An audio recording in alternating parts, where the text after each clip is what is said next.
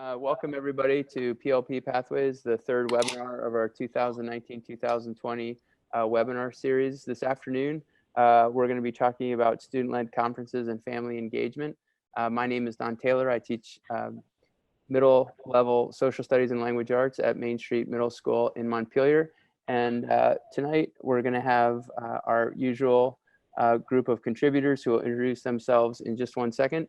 But before we do that, I'd like to thank the Middle Grades Collaborative for supporting this work, and the Tarrant Institute for Innovative Education for also supporting our work in middle level education. Thanks again for joining us. Maura?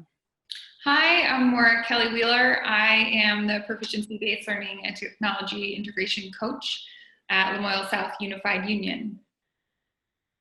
Hi, I'm Lindsay Hallman. I'm a program director with Up for Learning. Hi, I'm Kevin Pioli-Hunt. I'm a 5'8" journalist on Swift House at Wilson Central School. Hi there, I'm Meg O'Donnell. I teach on the Red Team at Shelburne Community School, and I'm a humanities teacher.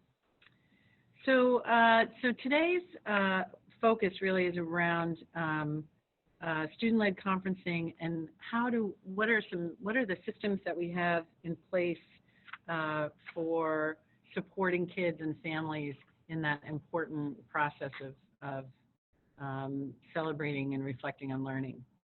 And so there's kind of two parts to it. So the first part is kind of the why.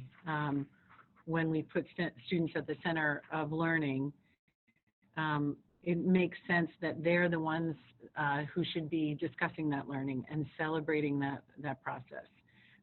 It becomes motivation for students and for parents and for teachers, and it engages families in the learning beyond just here's where we're at for grades. So there's a critical why, and the equity focus on create and sustain is around what are the practices that we have in place for kids so that this isn't a surprise, right? So student-led conferencing shouldn't be something that sort of sprung on them, but a natural part of their reflection on their learning.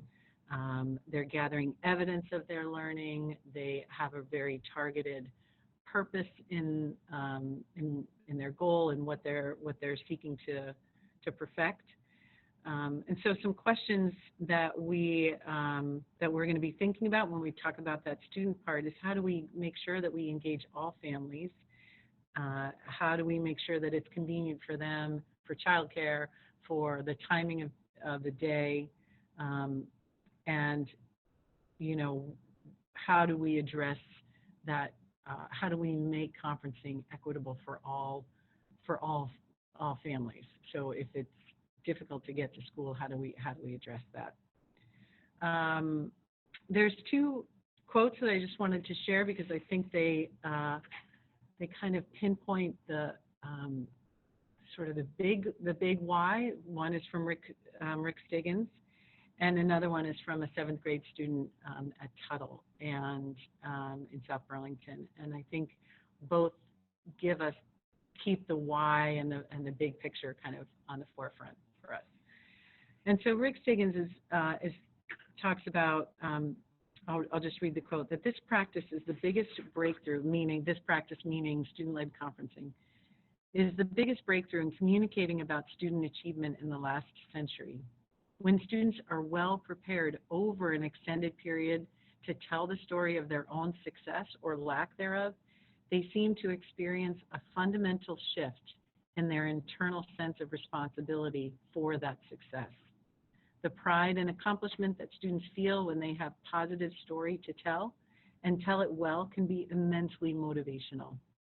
The sense of personal responsibility that they feel when anticipating what it will be like to face the music of having to tell their story of poor achievement can also drive them to productive work.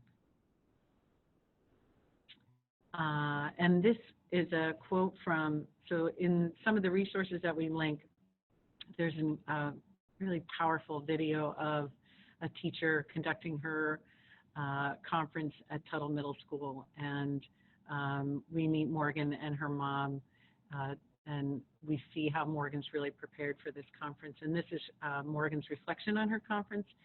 it was just great to see like two really big pieces of my life, school and home, come together. And it just felt really great that both sides were really celebrating me. And I felt humbled and just really special for that half an hour, even though it's like a conference. It made me feel really great and made me reflect on how I've been doing, and I'm proud of the work that I've been doing. So with those two sort of like big, kind of big ideas in mind, Kev, I wonder if you would be interested in sort of sharing with us a little bit about some of the systems that we try to uphold to have students prepare for the conference. Yeah, absolutely. So looking at the systems through the lens of the teachers, the students, and the parents, there's a few things that we can be thinking about. For teachers, a big thing you can do is making sure you're making time in your schedule for students to have these opportunities to be reflecting on their goals, to find evidences for their work. So that's a huge piece of it, giving that time. You need to make sure you're involved in the reflection process, and don't just assume that that's a natural thing for students to do, but make sure you're coaching them through how do we reflect, what does it mean to reflect.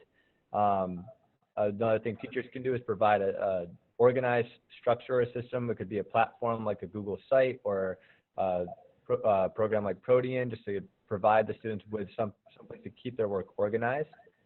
You also want to create some sort of partners so students have an opportunity to practice and share what they're doing with others. It could be in the form of just cross-class partnerships. You could have a mentor-mentee partnership.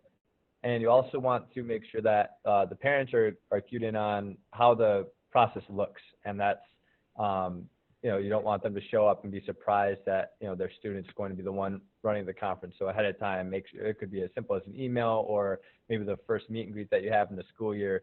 Just let them know that, one thing you value is hearing the student's voice come through in the conference and making sure that they understand that the student's going to be at the center of the conference and will be leading it specifically, to their PLP and talking about their goals and progress on their goals. What students can do, they can, they're doing the legwork here. They're going to be gathering evidence. They're going to be taking that time to reflect. It's great if you could encourage students to anticipate questions, like what kind of things do you think might come up in your conference. We always want to encourage our students to think about their next steps. What are some specific next steps you can take on these goals, and which leads to them advocating for themselves while they're at the conference. And it's great for them, they're involved in sharing out too, and being very present in the whole process. And then the third leg of this is parents or guardians, who's ever supporting that student, as that third piece on what we refer to as the PLP team. You have your student, your teacher, and then your parent or guardian, or it could be a guidance counselor in school, it could be a trusted adult in the school. Their job, first and foremost, is to listen, and they want to make sure they're always focusing on the growth of the child as it relates to the goals, to the student's goals, and then be willing to provide feedback and be part of that overall conversation. I wonder, Kev, can you talk about and maybe if each of us could just sort of chime in on some real specific systems that you have in place for supporting student reflection. I feel like you kind of said it pointedly that we can't assume that kids know how to do that. Can you talk about things that you have in place that foster that reflection? Yeah, one thing that we do, again, it stems from our Hopes and Dreams conference. It's the first time we meet with our fifth graders because I work on a 5-8 team. Within that conference, we have the students really talking about, after we get through the getting to know you piece, we have them thinking about, what are some of their strengths and challenges through the different transferable skill areas, which will become their goals. And that starts the reflecting process of just that communication of, here's me recognizing what my strengths are, here's me recognizing what my challenges are, and being able to speak to those things and just have that conversation about, all right, if this is a strength, how can you build on that? This is a challenge, what resources could you use to make that a strength? And that starts the process without being explicitly this is how you reflect. And then the things that we have on place on Swift House is every Friday, our mentors meet with their mentees, which are, 7th, 8th graders meet with their 5th grade mentees. and we have half-hour chunk of time where it's just designated for PLP, and the first thing they do is we call them their weekly reflection. So they just write a quick, it doesn't have to be a complete sentence, just blurb about how did they think about that goal for that week. And it just keeps them, it just is low stakes. It's not like you're getting scored on your reflection, but just thinking about the goal, thinking about your progress on the goal. And then what it provides me the opportunity to kind of mill around the class and check in. If they're like, oh, I didn't really do anything, then I can say, oh, hey, like, what are your next steps? What's something you can do next week? And those conversations start to build, and you can see where, after a few weeks, a month, now toward the end of the first trimester, students are really, they have some very meaningful things to think about and to say in their reflections. So that's a week-to-week basis. And then at the very end of the trimester, we have them do a large reflection where we give them about 6 to 8 prompts to answer, and they can either do it in writing or record themselves answering the prompts. Again, just about why did you choose this goal? Why was it important? What kind of progress have you made? What were the challenges that you've had finding evidence for this goal? What are your next steps? What are some adults or resources that you could use to help you with your next steps? And we just lay out those specific prompts for them, which again, I think just helps them through that process of this is how I should be reflecting on these goals and my growth for them. Awesome. Don or Maura or Linz, would you guys share some resources that you've used to help deepen that reflection for kids? Kind of honest. Don, you want to start? Sure. And I'd have to give full credit to Lindsay here, because a few years ago, Lindsay talked about the importance of the student family school connection, sort of that pyramid connection. And one of the things I think Lindsay had started back with the Edge Academy was the emails home to her families. And we've adopted that practice. And so I think every 2 weeks we're having kids are writing emails home to their family, and they're describing their different work, but they're also reflecting on how they've done. So that's one sort of system that we have in place where kids are using their communication skills to reach out to their families. And they also CC me, and that allows me to see what their dispositions are like regarding what's happening in the classroom. And I think that's been very important. So that idea that Lindsay kind of introduced me to of really creating these strong bonds between the school, the student, and the family have been really important. And then the other thing, as Kevin mentioned, that like he does a big reflection at the end of the trimester or the end of the quarter.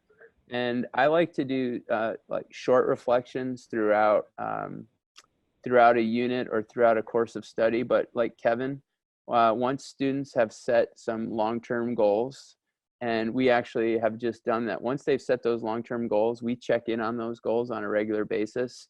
I collect a lot of student feedback regarding how they feel about goals and how they're doing regarding those goals. And so I have them do short reflections. That might be a paragraph or a couple sentences. But then at the end of each trimester, we do have them look at their, how they've performed, and we have them write a pretty formal reflection. And that is aligned right with their goals, right on their PLP, so that after 2 years in our program, they have a pretty robust group of goals, and they also have a pretty significant significant reflections on that, so they can actually go back and see how they've done. And so in terms of systems, we look at the sort of the short-term level where we have these short, quick reflections on a regular basis. And then we build out our reflections to include the families through those emails. And then we do a pretty formal writing piece each trimester where we reflect on our goals. And that takes a little bit more, time, because we try and structure that with, language. And again, that's a fairly formal writing piece. Awesome. More will you share? Yeah, so one of the pieces that was sort of a foundational part of the team that I was on, we had alternative schedules every Friday called Flexible Friday. And part of that day every week was a reflection time. And what we used the REAL framework, and we used that to develop a menu of reflection questions that students could choose from, as well as a sort of menu of reflection strategies. One of the things that we found was in asking students sort of constantly to be writing their reflections, we found that we weren't necessarily getting to deep reflections with students. And so by giving them multiple ways to share reflections with us, that was really important, because I think, and it's really key to the student-led conference, the better prepared and the more space that we give students to think deeply about their growth, the better prepared that they are to share that with their families. And it just makes it a more meaningful process. And so it was really important for us to think about what are the different ways we can invite students in for reflecting. And then another thing that we would do, teachers, we would also set our own goals with students and kind of have a parallel PLP running with our students. And we would share our own reflections with students, mostly at the beginning of the year as we were just sort of getting going. And we would share, places that we stumbled, or things that were celebrations or successes. And that sort of helped to model what reflecting looks like, because I think it's important that there's sort of an instructional side to what reflecting is as well. That's awesome. I would love to hear some of those, or at some point to share what were those other means of reflection besides just the written part, right? Yeah. That's absolutely, when we talk about equity and we talk about how are we meeting kids where they're at, that by only asking them to respond through one lens means that we don't appreciate the whole child, right? Yeah. Lynn, do you want to? Yeah, if I may, just shift the focus back to the conferences and how we engage all families. I was thinking as I was listening to everyone around, Dawn talked about the communication systems that are established so that the conference doesn't become like this event. I think that, in traditional systems and traditional school systems, the conference, the once or twice a year conference, becomes this high stakes event. And even in the way that we've shifted it to be more student-led, student-centered, it still has a lot of build-up around it.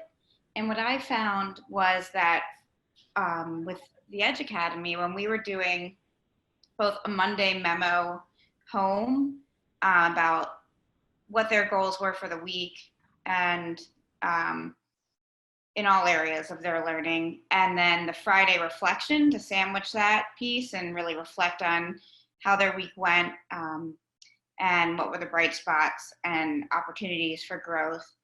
The conference became just kind of like a nice experience, like a dialogue. I think it really reflected Morgan's quote from the beginning that you read, Meg. It was a time that we could be all together and really just have a really positive dialogue and celebrate the young person that was at the center of that. And so therefore it took the pressure off this like preparation for a conference that ends up taking a long time when it just becomes an event.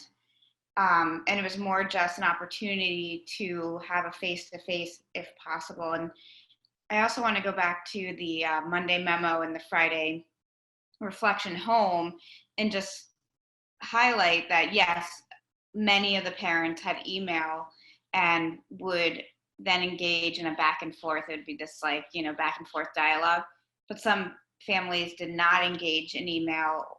And then, so therefore we would find different ways that work best for them to share their Monday memo and Friday reflection, whether it was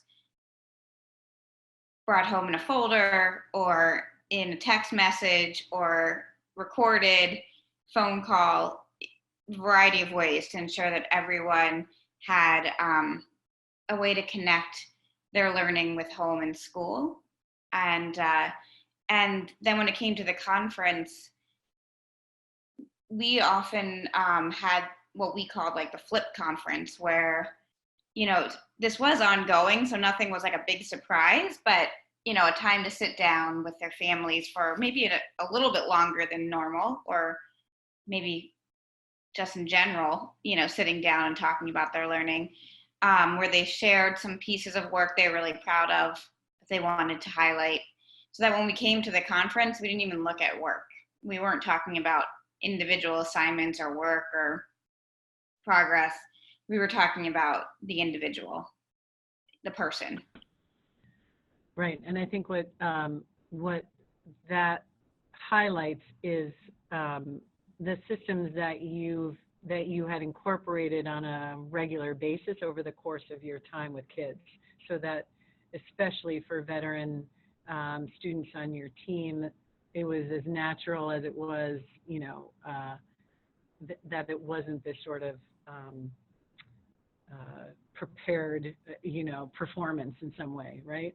I think one of the things we were getting to a point at one point in the past where we were thinking, why can't we have without exhausting the system and exhausting kids and teachers, and families, why can't we have conferences happen when it makes sense to naturally have a conference, right? So a student's at a critical point where they've satisfied or met a certain goal, or they have something to celebrate, and we could say, hey, here's a great time for you guys to come in, mom and dad, I want you to come in and have I want to share this highlight with you, as opposed to saying we have to do it by November 20th and we need to do it sometime in April or May. And perhaps at some point that might be something that we think about. I think for one of the things I'm appreciating this year is being on a new team with kids having a variety of experiences around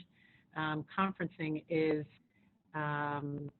we found that providing a script with the opportunity to share work gave an entry point. So it helped kids tap into that. I have something that I really am proud of, and I do want to share this, and it felt safe to say, and here's something that's hard. And I think because we were all experiencing the shift, that was a natural place for us to say, hey, this transitions are hard, you know, like even whether it's just coming into 7th grade or coming into 8th grade or coming onto a new team, whatever those pieces were. So I think by being able to name, like as you were sort of saying, Maura, having those parallel opportunities for that allows us to help kids know that it's not just because you're in middle school that you have this time, but you know that when we all sit down and reflect, it helps us be more tuned into what we're to where we want to go next, right? What are their next steps? Kev, would you talk a little bit about the actual conducting of the conferences? So what happens if you are at a point in your school or your system where conferences are happening sometime in November or December or whenever they happen, or earlier? Can you talk about what those systems are for conducting the actual conference? Yeah, and I know we were just kind of chatting about this earlier before we came on. But so the way we have it set up on Swift House, and this was, again, this is the only experience I've had as a teacher's on Swift since I interned here, and then was a para. Just kind of all I've known, but since I started, it was just kind of told me like, hey, just here's how we do conferences. We set up times before and after school, and conferences take anywhere from 30 to 45 minutes. I was like, great, all right, that's what we do here. That's awesome. So that's all I know. So we don't when we're setting up our conferences, and that's what it is. We block out times, and sometimes, especially depending on our schedules, conferences might take 2 to 3 months to finish, and that's just the reality of it. Which also I think reinforces that concept that the PLP isn't just like this thing that you do and it's done and then you move on to the next part of it. It's this kind of living, breathing, fluid process, and it's a continuum of growth and work and finding evidences and reflecting. So our structure is just that we set up a calendar ahead of time with times that work for us. We block out 45 minutes. Parents sign up, and then they come in. And again, what's nice about being on a 4-year team is by the time we're done with the hopes and dreams conferences with the 5th grade, like parents already kind of see how that works, because their students have a huge say in that one. And then, we prompt our 5th graders quite a bit more, obviously, for that first conference. We'll say, all right, so why don't you read us your communication goal and tell us what you had for your reflection, talk about your evidences, and then we'll talk as a team about, all right, what are your next steps, or do you want to keep the goal or not, and why? And then we kind of go through that process with them through every goal.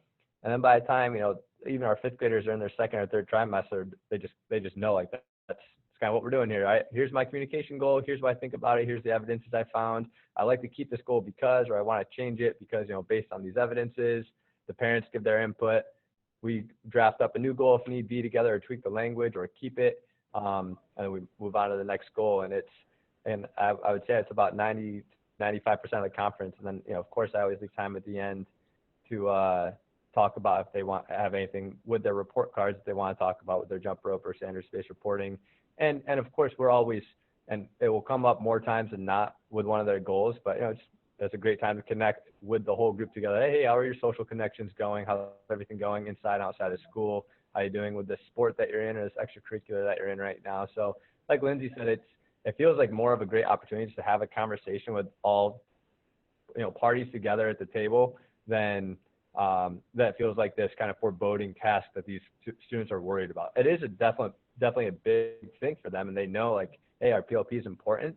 I think that encourages and motivates our students quite a bit, but I wouldn't say it gives them anxiety or stress. And I think it's just because of it feels like dialogue. Like, hey, here's a goal I'm working on, and here are my next steps. I want to keep it, or I want to get rid of it, and this is why.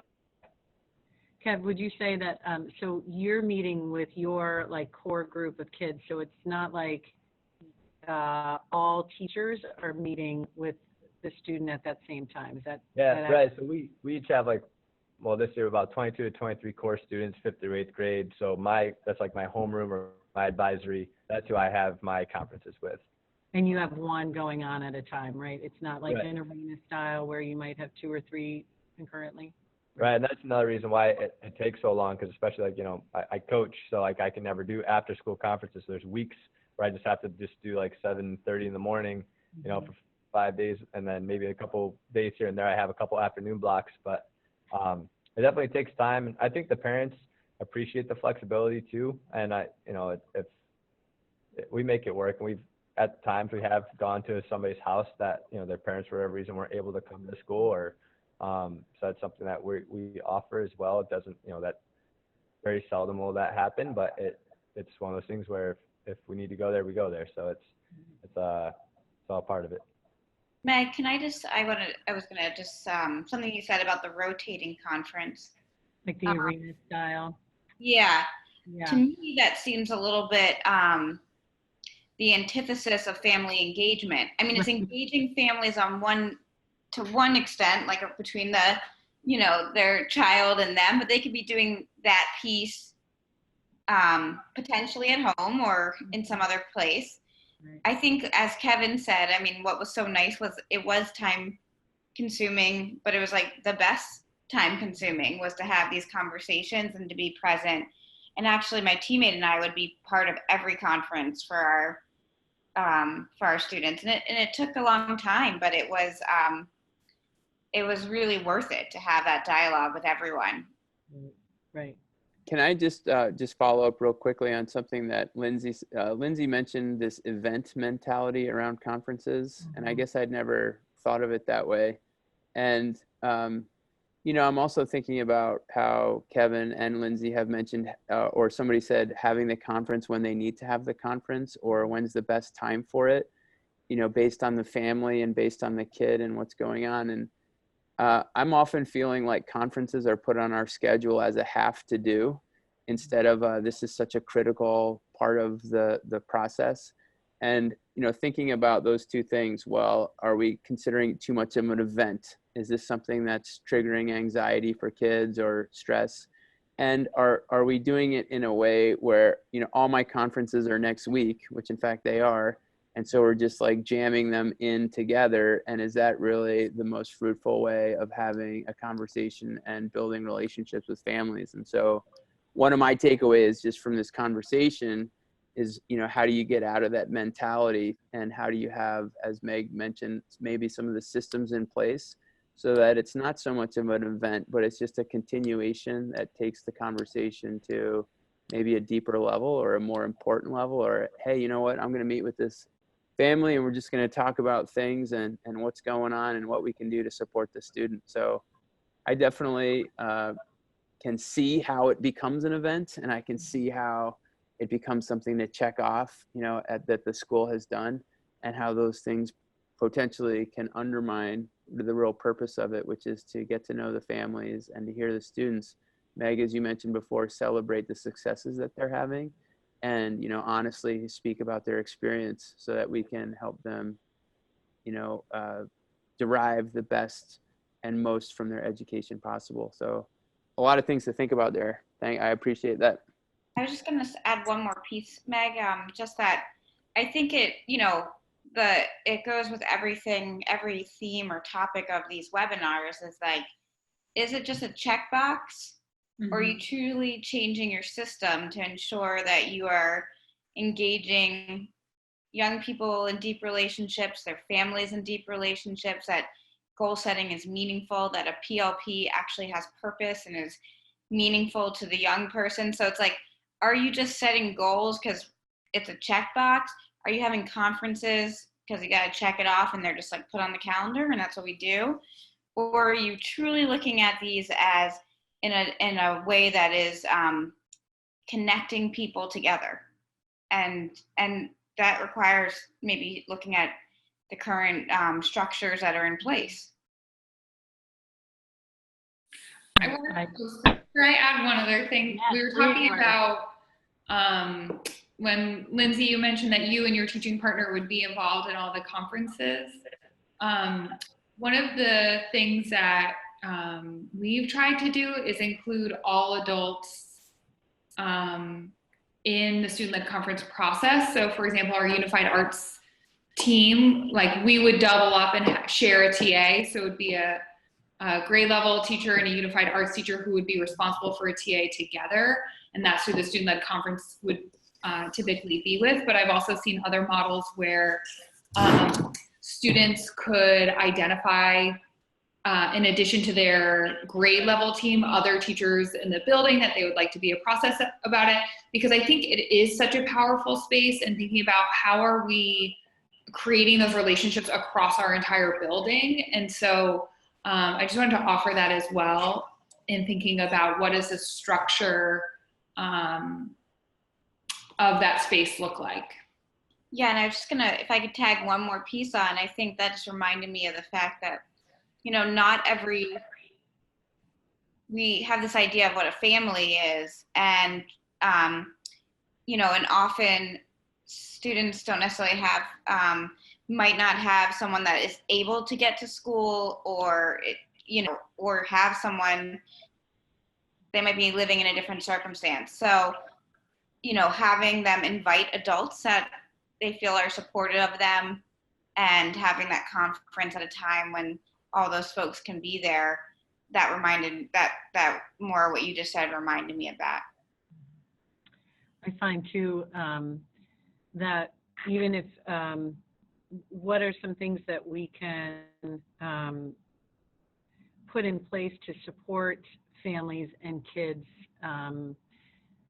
to create an atmosphere where it feels welcoming and inviting? And if it's first thing in the morning, I might have some donuts or a thing of coffee, or in the afternoon I try to put out snacks. Again, it's not like a be all and end all, but I know that for some kids and families, coming to school is stressful. They are rearranging their schedule to make time for this, and I want that walk away to be that felt awesome. I want the Morgan experience, right? We want kids to walk out and be like, I just had my important adults, whoever that might be, and I had my teachers appreciating how hard I'm working, and helping me get to the next level. And I hear the the performance end of it. I think, in most jobs at some point, kids are going to have to reflect on, how am I doing, and share how I'm doing with a boss or a colleague or a peer, and then acknowledge, and here's some areas where I need to grow or I need to go next. Here's some aspirations that I have. And I find that more and more, especially with kids who are anxious, that future thinking isn't always easy for them. And so I guess I'm just saying that, like, the more natural we can make it, and I think in order to make it natural, you do have to have a little bit of those structures in place, whether it's a script or an outline or preparing for it, so that they can see that when I put it out there, when I make myself vulnerable, I can reap some benefits from that as well.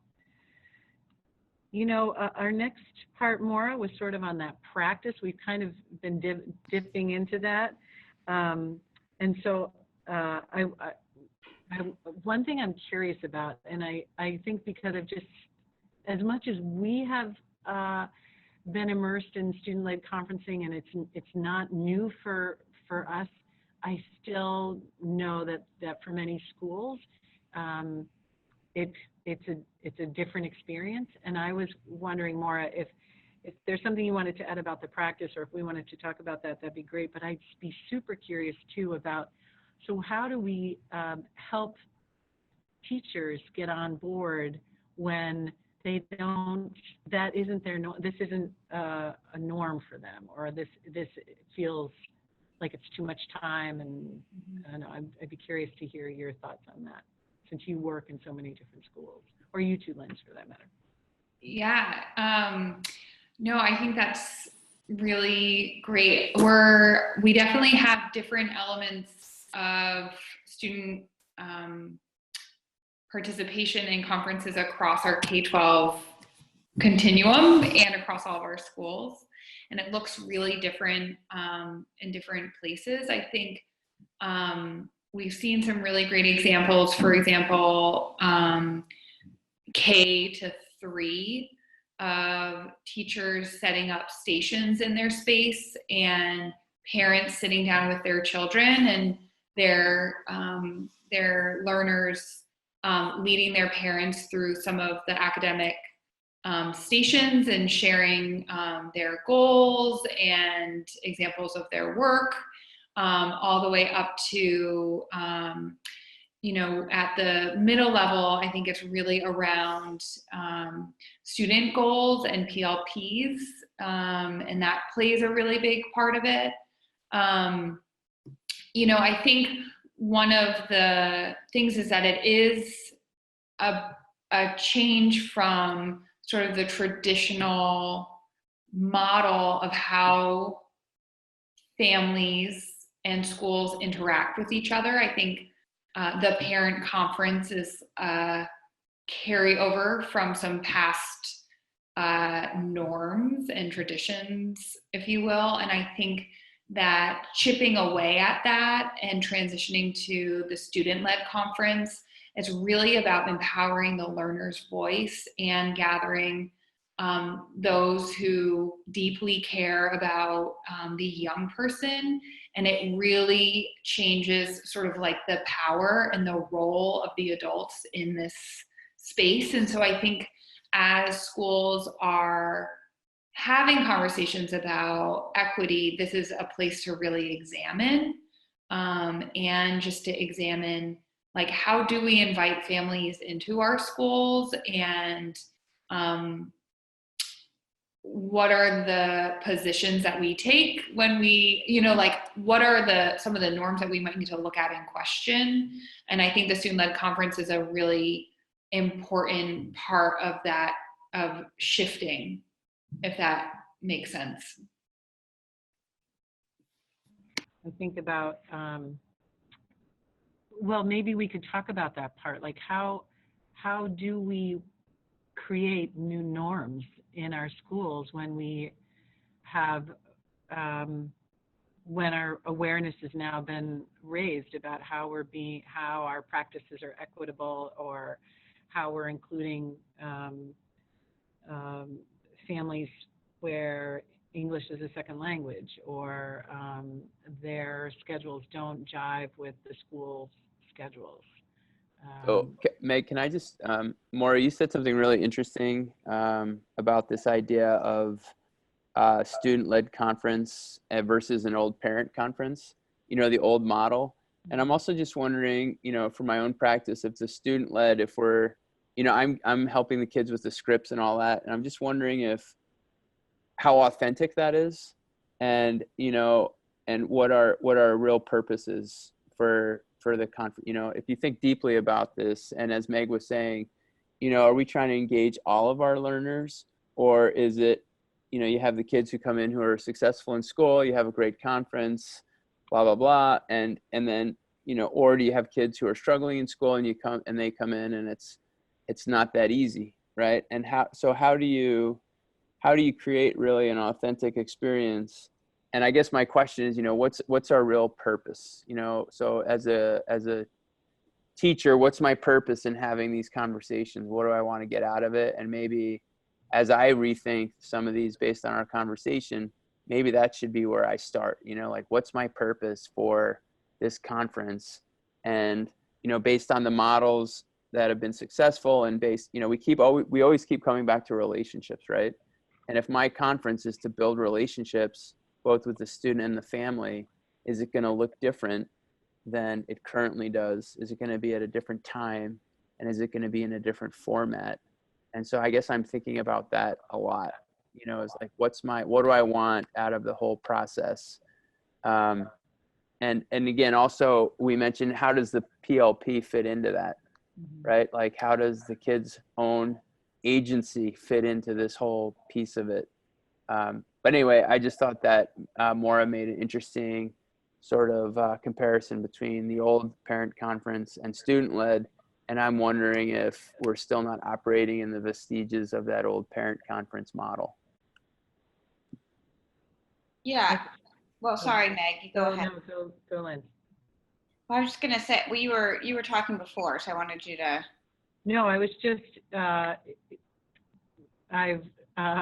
coming back around to Don, to what Don was bringing up, and sort of going to that Rick Stiggins quote at the beginning about, well, and you used the word, Don, as student agency. Mm-hmm. And I feel like those are the norm. That's the purpose to me. Like, that is like empowering kids, that they, especially in light of Act 77 and PLPs, their role in taking charge of their learning, when there's so much out there for them to be able to, so many paths for them to take.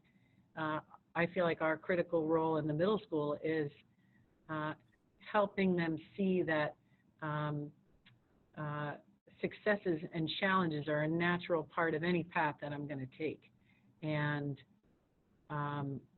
that's true for all students, right? Regardless. And so the key that Maura was sort of getting at, I thought, was around how do we establish those norms in our schools so that the adults that are in the world of supporting our students feel like they're equally a critical role in that process. That we're empowering all adults, and that's a tall order, I guess. So, Linz, what were you gonna add to that idea? Yeah, the only piece that I was thinking about adding to that was that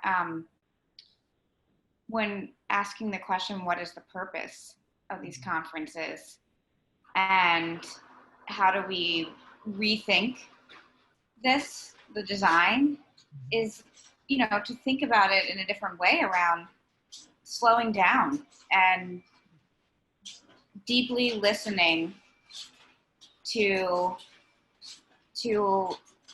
young people, you know, and I think it's a time for young people to be able to sit at a table in kind of equal partnership with the other folks around the table, because it's not someone, you know, there's no real, I mean, we're all sitting at a table together, and to be able to express who they are and what they care about, and to have people really listen, hopefully, to them instead of talking at them. It's so true. I'm surprised that we still experience conferences where that power differential is so evident and frankly demoralized. Like, it's not empowering kids. And my hope is that the more examples we can share with teachers about how do we empower kids, the importance of it. It's not just to do it in name. It's like it reaps benefits in the classroom, in the learning, and I think for the adults, right? Like, so if I was a parent and I didn't have the best experience in middle school, to come to an opportunity where I get to see my child empowered by the adults that are in their world, I feel empowered, you know. So I think there's a important point there. I wonder, we have, yes, John? Just a time check. We have about 10 minutes left. So if you want to modify, wherever you want to take the conversation, I already have a ton to think about. I mean, I would just offer another question to reflect on is like, if the purpose of conferences is to sit at a table and talk to parents about their child or talk to the student about them, then you might want to rethink why you're doing conferences.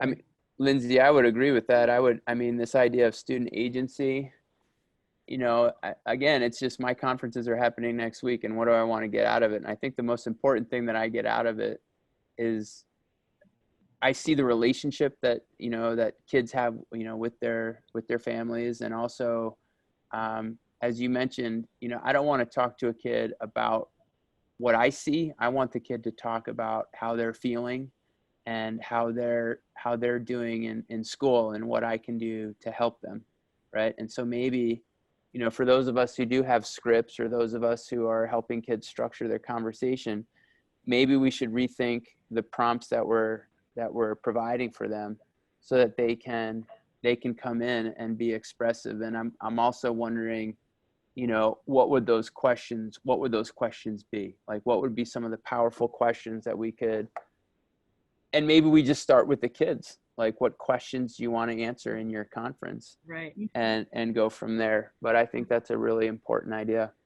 And I just came off of my conferences, Don, so I have this, like, the beauty of the 2020.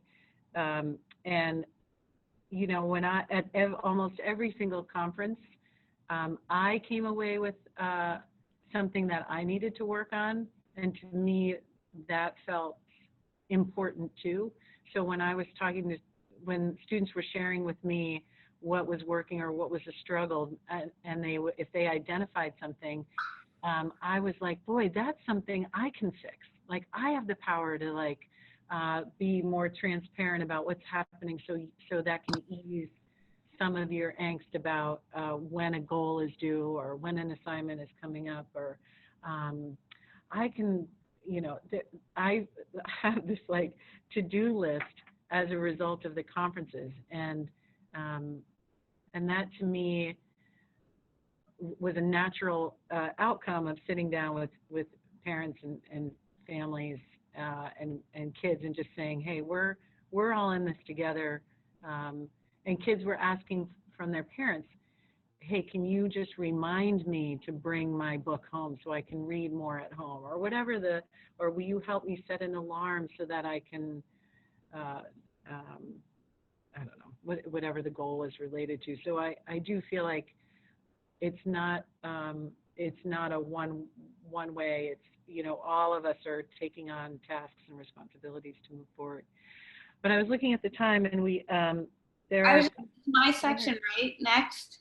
Yes, ma'am. Yeah. So, yeah, so as before I get into my questions from the field, I just was thinking, Meg, to kind of base it off of what you just said, like the idea of the practitioner truly being a listener allows you to reflect on your own practice, allows, you know, the learner to really share who they are, and because they've been asked for this event or conference, we won't call it an event anymore, to do a lot of reflection. So let's really celebrate that.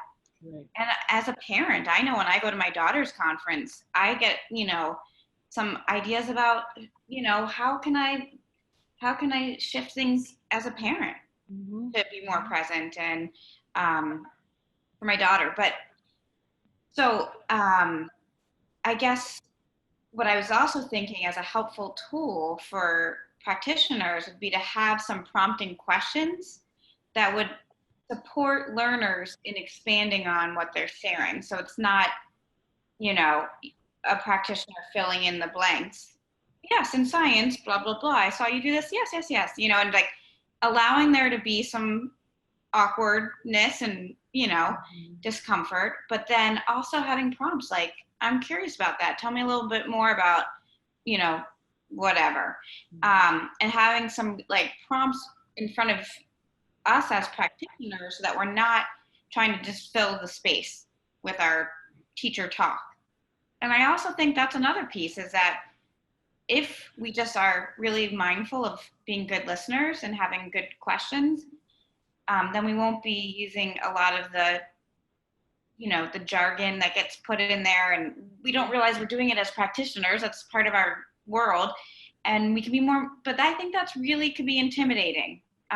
If I went into a tech company and sat down at their table and they were using their jargon, I'd feel pretty clueless about what was going on. So, I mean, just being a good listener and having good prompting questions could prevent us as practitioners from using a lot of jargon that can get really overwhelming.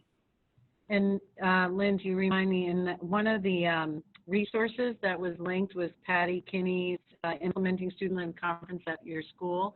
And I am pretty sure that I saw in there some tools that can be helpful for practitioners. And I haven't vetted them, but it's worth like just taking a look to see, hey, here are, you know, 3 questions that I want to have in my back pocket ready to share at the conference. So I know there's resources out there. We, you know, and if there's not, we'll make them, but we can figure that out.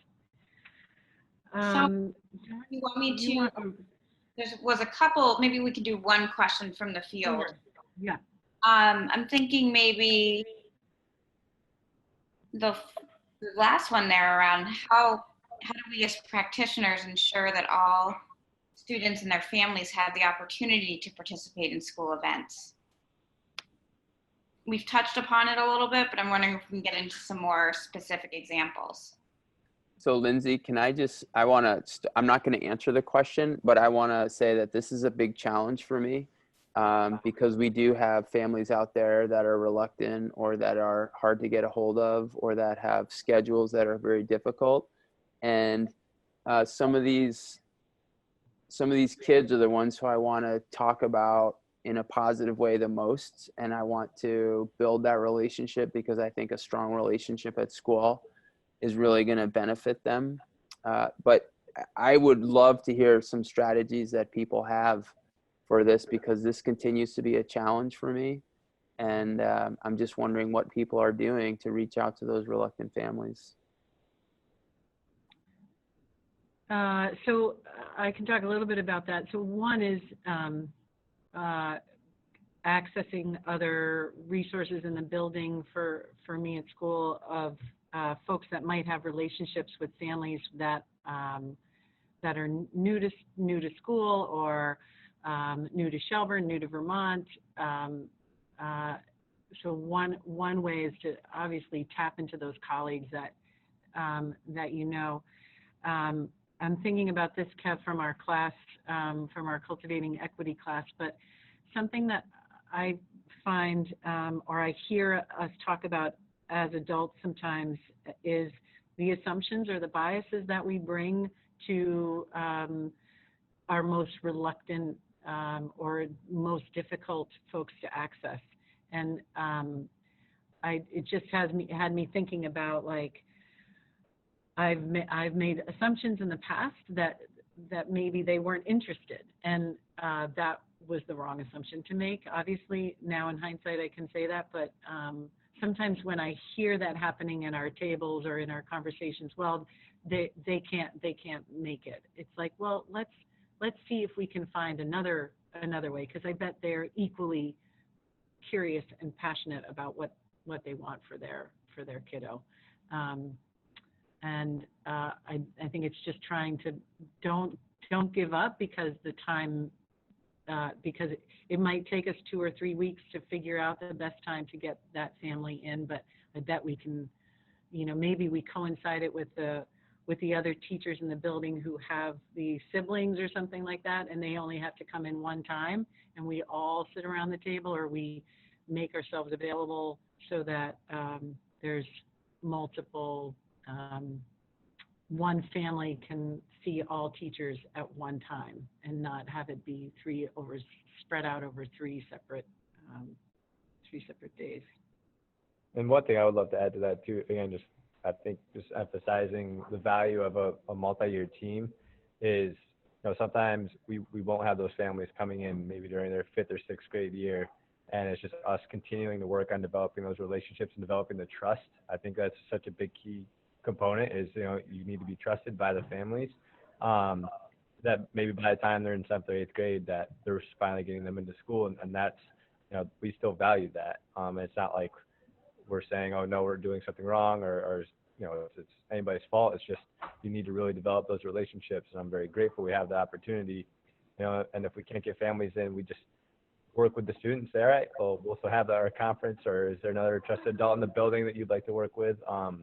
I think that's a big component, so they still, you don't want the student to feel ashamed or embarrassed either. It's Right.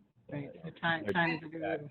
I was just going to say one final thing that's not conferencing per se, but to share and celebrate all the learners, is that we had great success when we held dinners, potlucks, bring whatever you want or can or not, just come and bring every family member and come and have a meal together. And then that's when we would have our project fairs or our peek through the window, or an opportunity to share and highlight the learners, but also provide a meal, time to connect with their community.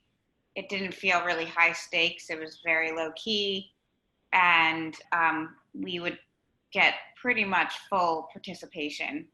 That's great. If I could just add one thing, Meg, I really appreciate you naming the role that bias also plays in thinking about how at times teams will be thinking about families, and also how we use our own cultural frames and backgrounds when we're analyzing how families are engaging with school. And that I think we have to really be mindful of that, and how we talk about the ways in which families engage with their learning, with their learners, and with school.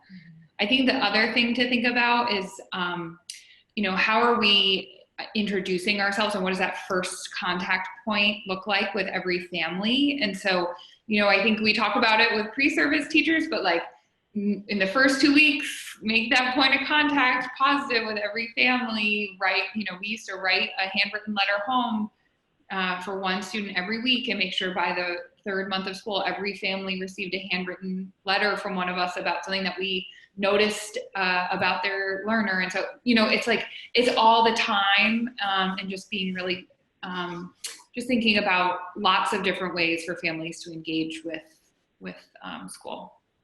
That's awesome. Thank you, Maura. Thank you guys so much. I always come away from these with so many ideas and things to chew on. Don, there's a series of events that are upcoming that I don't know if we have time to just give a shout out to a couple of things, or if we just want to reference people to the to the script, but if there's anything on our upcoming events or related happenings that someone wants to give a quick shout out to, we could share that now. Yeah, absolutely. If people want to highlight one event that they're looking forward to or they have on their radar, let's hear about it. I can start.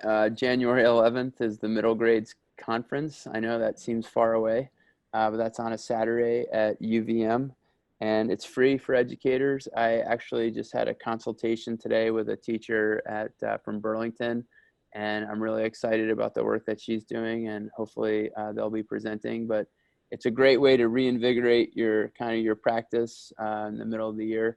That's, again, the middle grades conference. That's on January 11th. Anyone else? All right, well, thank you again. Thank you so much. It was a pleasure, and we look forward to seeing you next month. Thanks, everybody. Thank you.